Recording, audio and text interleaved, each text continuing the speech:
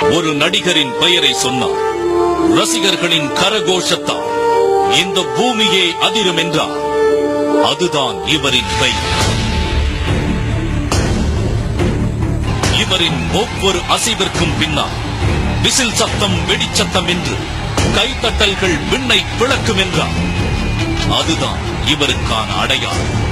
தல என்கிற ஒரு சொல் பல லட்சம் ரசிகர்களால் கொண்டாடப்படுவதென்றால் அதுதான் இவரின் திறமைக்கான அங்கீகாரம்.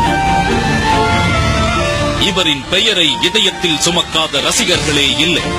இவரின் புகழுக்கு அந்த வானம்தான் எல்லை.